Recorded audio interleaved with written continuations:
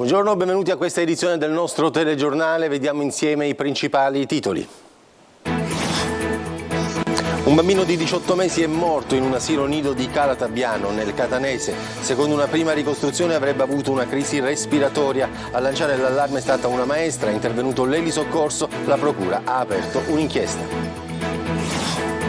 Il Presidente della Repubblica, Sergio Mattarella, a Palermo ha ricordato Rocco Chinnici, il giudice ucciso il 29 luglio di 40 anni fa dalla mafia.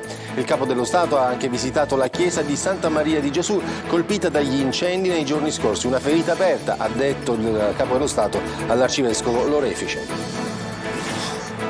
Dopo i blackout elettrici di questi giorni in Sicilia, a Catania è pioggia di richieste di risarcimento. Consumatori spiega quali rimborsi spettano agli utenti rimasti privi del servizio. Dai commercialisti arriva intanto la richiesta di slittamento del pagamento delle tasse. Fontanarossa ancora disagi per i viaggiatori tra cancellazioni e dirottamento voli. Si lavora per il ritorno alla normalità dopo l'incendio del 16 luglio, ma non si placano le polemiche sulla gestione dell'emergenza. Torna l'allerta per il caldo. Catania e Palermo tra le città segnalate con bollino arancione, bollino rosso invece per il traffico sulle strade per questo weekend da esodo estivo. Oggi e domani stop ai mezzi pesanti. Non si può morire di lavoro. La mobilitazione di CGIL e UIL per fermare la spirale delle morti bianche. Mancano gli ispettori ed è impossibile lavorare in condizioni di caldo estremo. Il sit-in nei capoluoghi di tutta l'isola. Calcio, Tabiani fa il punto dopo i primi giorni di ritiro del Catania in attesa dei prossimi rinforzi provenienti dal mercato. Primo obiettivo, il portiere.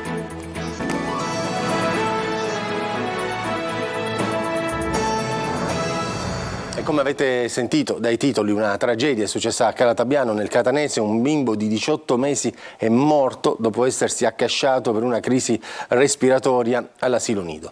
Vano ogni tentativo di rianimazione, la procura di Catania ha aperto un'inchiesta, ci dice tutto Tonino De Mana.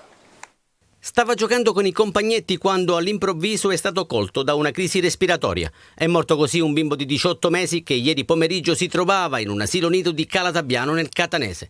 A lanciare l'allarme è stata una maestra che si è accorta delle difficoltà del bambino. Sul posto è arrivata un'ambulanza del 118 in servizio alla postazione di Fiumefreddo, ma il personale medico, vista la gravità della situazione, ha richiesto l'intervento dell'elisoccorso che ha trasferito il piccolo al Cannizzaro. Presenti anche i carabinieri che hanno già sentito il personale della struttura di via Currenti. I medici hanno tentato di rianimare il bimbo, ma il decesso è sopraggiunto qualche minuto dopo l'arrivo in ospedale. Era privo di sensi e cianotico. La procura di Catania ha aperto un'inchiesta e disposto l'autopsia per accertare le cause del decesso. Indagini affidate ai carabinieri sono state avviate anche per verificare la tempistica dei soccorsi. Al vaglio degli investigatori, infatti, gli orari per capire quanto tempo sia passato tra il malore del bambino, la richiesta al 118 e l'arrivo dei soccorritori. I magistrati, prima di aprire un fascicolo d'indagine, attenderanno anche i risultati dell'esame esterno già effettuato sul corpicino della vittima. 40 anni fa moriva Rocco Chinnici, il giudice ucciso dalla mafia con un'autobomba fatta esplodere a Palermo sotto la casa del magistrato in via Federico Pipitone. Assieme a lui persero la vita gli uomini della scorta, il maresciallo Mario Trapassi e l'appuntato Salvatore Bartolotta e anche il portiere dello stabile, Stefano Lisacchi. Il Presidente della Repubblica, Sergio Mattarella, ha ricordato le vittime dell'attentato e ha poi proseguito la sua visita palermitana recandosi nella chiesa di Santa Maria di Gesù, colpita dagli incendi dei giorni scorsi. Una ferita aperta, ha detto il Capo dello Stato all'Arcivescovo Lorefice. Marco Gullà. Una ferita aperta. Il Presidente della Repubblica Sergio Mattarella, oggi a Palermo per presenziare ad un seminario alla memoria di Rocco Chinnici, ha chiesto di visitare la chiesa di Santa Maria di Gesù, pesantemente danneggiata dagli incendi che hanno colpito il capoluogo. Una chiesa di grande importanza. Prima dell'incendio erano custodite le spoglie di San Benedetto il Moro, andate distrutte, copatrono di Palermo. Ma anche perché nel cimitero accanto sono sepolti i Florio. Il Capo di Stato è impietrito dinanzi a quel che resta della chiesa. Ma perché si vede ci sono degli alberi bruciati e quello accanto no, cioè dipende il vento, quello che trasporta. Sono dei giorni di inferno, Presidente. Mattarella, prima di recarsi alla chiesa di Santa Maria di Gesù, ha presenziato un seminario in memoria del 40° anniversario dell'uccisione per mano mafiosa del giudice Rocco Chinnici. Per il procuratore nazionale antimafia Giovanni Melillo, il metodo di Chinnici era innovativo, ancora persistente nonostante siano passati tanti anni. Una giornata ricca di importanza per il figlio di Chinnici, oggi presente al seminario. È nato tutto qui, è nato 40 anni fa al piano di sotto, all'ufficio istruzione del Tribunale di Palermo, quando papà Rocco Chinnici diventò capo dell'ufficio istruzione. Papà comprese che per contrastare un fenomeno che era sempre più grave, sempre più violento, sempre più potente e anche eversivo, era necessario creare un gruppo di giudici specializzati. Sulle discussioni di cambiare la riforma della giustizia e del concorso esterno, il figlio di Rocco Chinnici risponde così. Io credo che tutto il percorso che è stato fatto in questi anni, che sono stati anche costellati da fatti drammatici come le ben note uccisioni, ma anche il sacrificio di uomini che magari sono meno conosciuti e meno ricordati. C'è un patrimonio in quel sacrificio che certamente non può essere oggi dimenticato. E dopo i blackout elettrici di questi giorni che hanno lasciato al buio diverse centinaia di migliaia di famiglie in tutta la Sicilia, gli utenti preparano adesso le richieste di risarcimento. Confconsumatori spiega quali rimborsi spettano agli utenti rimasti privi del servizio. Marco Carli. Inondati dalle richieste di risarcimento, le associazioni dei consumatori fanno sapere che sono già tantissime le denunce pronte da parte dei cittadini che hanno subito un disservizio nell'erogazione dell'energia elettrica in questi giorni tremendi. Una pioggia di richieste non ancora stimabile definitivamente, perché altre se ne aggiungeranno, visto che i fatti sono purtroppo drammaticamente recenti. Consumatori dunque dà l'idea di cosa può succedere adesso. L'indennizzo è dovuto e spetta all'utente per il solo verificarsi del fatto, cioè dell'interruzione del servizio. E la somma è già predeterminata. Diversa la situazione per quanto riguarda il risarcimento dei danni, che sempre secondo Confconsumatori spetta ugualmente ma va dimostrato. Portiamo un esempio: se è stato danneggiato un elettrodomestico e quindi è necessario ripararlo, la fattura deve essere quanto più analitica nella descrizione dell'intervento effettuato per la riparazione. Se invece l'elettrodomestico è stato irrimediabilmente danneggiato e quindi deve essere sostituito, la fattura di acquisto di quello nuovo è conservare quello vecchio danneggiato. C'è poi la questione degli alimenti andati a male per il mancato funzionamento dei frigoriferi dovuto proprio all'assenza di energia elettrica. Se vi è addirittura la possibilità di reperire gli scontrini del supermercato oppure del macellaio, della pescheria, questo bene. In ogni caso la prova delle foto che si hanno dei generi alimentari prima di buttarli, e questo può essere utile per la prova. In ogni caso bisognerà poi inoltrare una lettera con cui si chiede questo danno e capire cosa risponderà la società. Sul fronte tasse, intanto, i commercialisti siciliani avanzano la richiesta di posticipare di un mese ad agosto le scadenze di fine luglio. Angelo Gaiano. Considerate le calamità naturali e non solo, c'è la possibilità che le scadenze prossime legate al pagamento delle tasse possano essere posticipate? Ma noi come commercialisti crediamo veramente di sì, anche perché il nostro Presidente del Consiglio nazionale già ha fatto istanza al Vice Ministro Leo e al Direttore dell'Agenzia delle Entrate Ernesto Maria Ruffini, perché nei nostri studi ci sono stati grandi problemi, proprio sia studi in Sicilia sia studi in Lombardia, con le ultime calamità naturali che ci sono state. E chi sono i soggetti, le persone fisiche, ma anche le aziende che possono chiedere eventualmente una dilazione?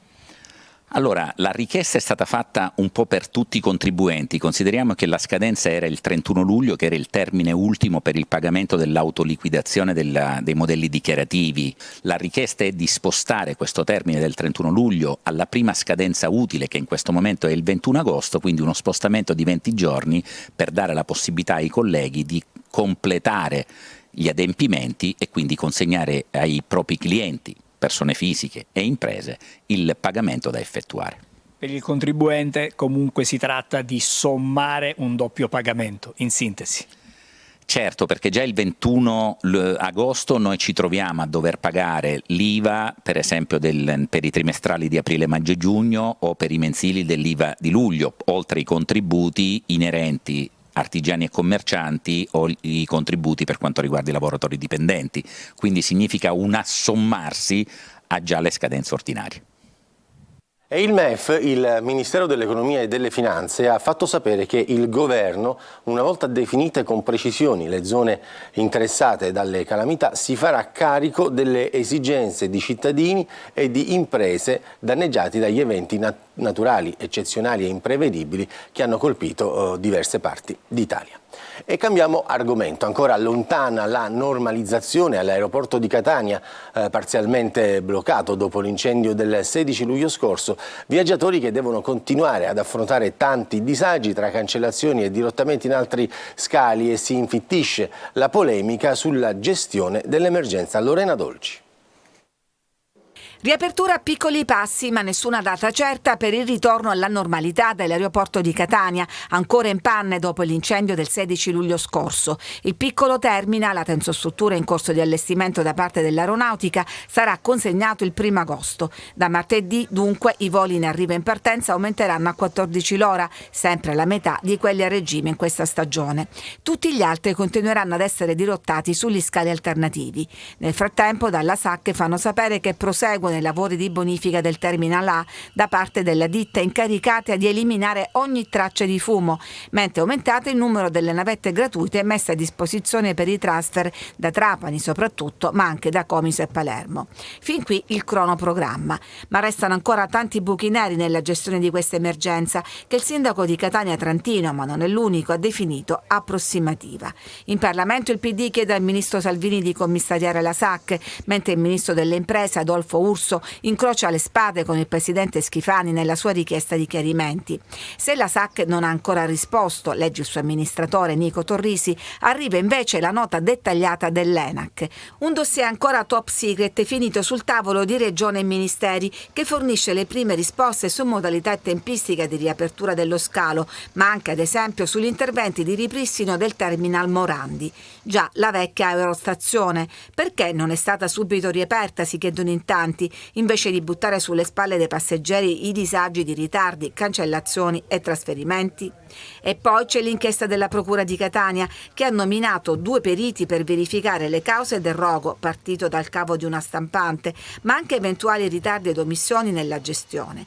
In ballo ci sono anche 100 milioni di euro di danni, secondo le prime stime, richieste di risarcimento che potrebbero arrivare da compagnie aeree e passeggeri.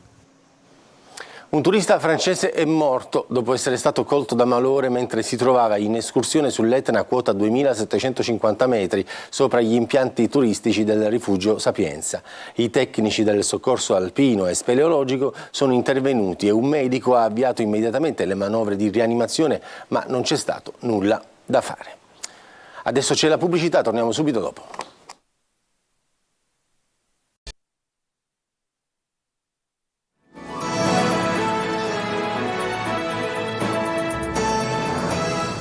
Ed eccoci di rientro dalla pubblicità, parliamo di caldo perché la tregua sembra essere terminata. Da oggi le previsioni parlano dell'arrivo di un'altra ondata di calore con bollino arancione per Catania e Palermo. L'avvertenza è quella di prestare molta attenzione, soprattutto per anziani e fragili, anche perché a luglio si è registrato un incremento della mortalità associata ai giorni legati all'ondata di calore. Al sud più 2%, con Catania e Palermo tra le città più colpite.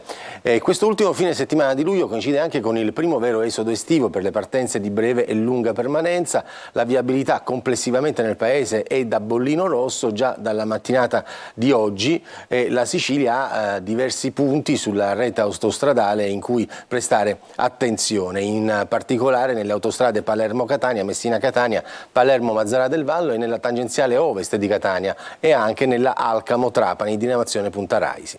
Da stamattina in vigore anche il divieto di transito dei mezzi pesanti dalle 8 alle 16 e domani dalle 7 alle 22. E voltiamo pagina, non si può morire di lavoro, grido d'allarme di CGIL e UIL per fermare la spirale delle morti bianche. Mancano gli ispettori ed è impossibile lavorare in condizioni estreme di caldo. Sit-in nei capoluoghi siciliani, Angelo Gagliano. Non si può morire di lavoro nel 2023. Lo hanno gridato a gran voce i rappresentanti di CGIL e UIL, che hanno promosso sit-in nei 9 capoluoghi della Sicilia, ancora scossi dall'emergenza incendi. Sotto la prefettura di Catania si sono dati appuntamento decine di lavoratori che, insieme ai sindacati, hanno chiesto un cambio di passo per arginare il fenomeno delle morti bianche, oggi in preoccupante crescita. CGIL e UIL sollecitano sicurezza nei cantieri, nei capannoni, nei campi e in ogni luogo di lavoro. Un documento è stato consegnato al prefetto dai segretari generali etnei delle 2 organizzazioni sindacali, Carmelo De Caudo ed Enza Meri. Vogliamo più sicurezza nei luoghi di lavoro, perché la sicurezza è una speranza per vivere meglio all'interno delle aziende di dove si lavora. In Sicilia non si è fatto niente neanche per i colpi di calore, mentre in Puglia da 3 anni c'è questa legge, quindi chiederei a Schifani di intervenire, perché mi pare che c'è poco interesse e non si può morire di lavoro nel 2023. CGIL e UIL ribadiscono l'allarme per lo shock termico durante lo svolgimento delle attività lavorative in luoghi ove non sia possibile mitigare i rischi connessi alla esposizione al caldo estremo. A tal proposito chiedono l'immediata emanazione di un'ordinanza regionale per la sospensione di tutte le attività dalle 12 alle 16 in caso di allerta ondate di calore, l'attivazione anche di tavoli permanenti territoriali per il monitoraggio e verifica statistica dell'applicazione normativa vigente. Da Sanremo alla Caritas, la cantante Malika Ayane, volontaria d'eccezione. Sentiamo Eva Spampinato. Ha voluto dare il suo contributo, aiutare, essere vicina ai disagi e alle difficoltà che i catanesi stanno vivendo in questi difficilissimi giorni e che lei stessa ha toccato con mano atterrando a Catania. Malika Ayane, una delle voci più belle della musica italiana, avrebbe dovuto presentare in città il suo primo libro, ma per rispetto e sensibilità ha ritenuto opportuno annullare l'evento. E così. E leggendo della disponibilità degli spazi da parte dell'amministrazione comunale alle Ciminiere, che è il primo posto in cui io sono stata a Catania a cantare ormai 15 anni fa, e ho pensato di venire a curiosare sul come la città si rende utile per la città, e quindi inevitabilmente sono capitata qua ed è stato istruttivo, devo dire. L'artista milanese si è unita ai volontari della Caritas, che in questi giorni hanno raddoppiato i loro sforzi per sopperire anche alle esigenze di quanti non avevano acqua e luce in casa e hanno usufruito dei pasti della Caritas diocesana negli spazi delle Ciminiere o qui nella mensa di Viale Africa. Non è tanto un pavoneggiarsi perché si fa qualcosa di buono, ma andare a scoprirlo perché più persone possibile possano poi a loro volta fare. Sicuramente non impacchetteranno mai come ho impacchettato io oggi, questo mi dispiace per tutti, però ecco, fare qualcosa a loro volta, non perdere quella speranza, perché potremmo essere noi quelli che si trovano all'improvviso ad aver bisogno di aiuto. In cucina Malika ha contribuito ad impacchettare le porzioni di pasta e pane per quanti ieri, ed erano tanti, hanno trovato un luogo sicuro per consumare la cena in compagnia. Un servizio mensa quotidiano ha il principale obiettivo di intercettare altre forme di povertà tramite un dialogo, tramite la possibilità di potersi sedere e condividere un pasto. La cantautrice è diventata un piccolo amplificatore di generosità e buone notizie. Adesso c'è la pubblicità, torniamo subito dopo per parlare di sport.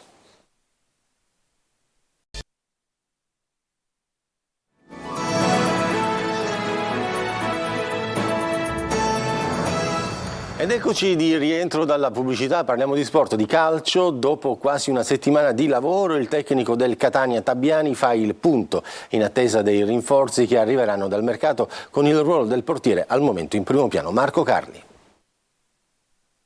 Quasi una settimana di lavoro per il Catania, ancora poco per vedere cosa succederà nel futuro, anche perché la rosa, lo sappiamo, va ancora completata, ma già abbastanza per capire come Tabiani stia già provando a plasmare la sua creatura, e potrebbe avere ancora più tempo visto l'ipotesi di partenza ritardata del campionato DC. Intanto queste le prime impressioni del tecnico. Tutto positivo, i ragazzi stanno andando forte, si divertono, lavorano con grande intensità e mi rendo conto che abbiamo una squadra con grandissima individualità. Adesso dobbiamo lavorare a mettere il collettivo nelle individualità e e penso che ci potremmo divertire. Tabiani non si sbilancia sul mercato, ha dato delle indicazioni, ma attende gli ultimi rinforzi, sapendo che la società sta lavorando per rendere ancora più competitivo l'organico. Intanto ci sono anche i tifosi che con il loro calore, nonostante le porte chiuse, hanno già conquistato il tecnico. Già l'altra sera sono venuti i ragazzi a salutarci in albergo e tutti i ragazzi filmavano col filmino, molti mi hanno detto mi sono venuti i brividi, e anche a me, anche se ho una certa